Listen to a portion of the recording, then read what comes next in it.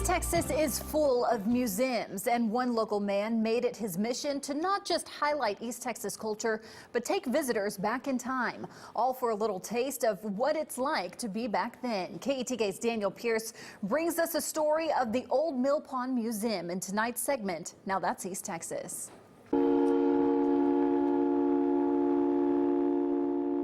Old relics of the past mark their place in the ground at the Old Mill Pond in Lindale. For more than a decade, the 25-acre museum has set just north of Interstate 20, inviting visitors to travel back to a different time. The museum was the idea of Bill Parrott. For more than 40 years, Parrott traveled the world collecting old items from the late 1800s and early 1900s era. Saw this car on Mineola, put a note on it, and said, "Do not sell this car." That's right.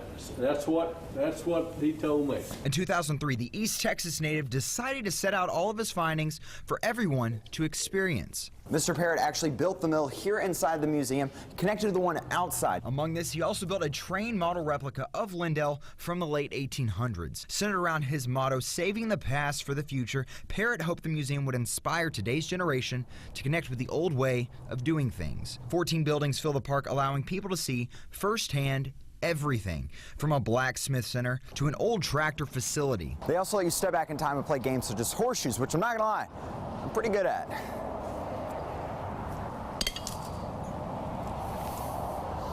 Though Parrott spent years making the museum an open space for learning, he passed away in June this year. But his will for allowing anyone to come and learn still lives on. And just like the old relics of the past, will truly captivate all who stumble upon it.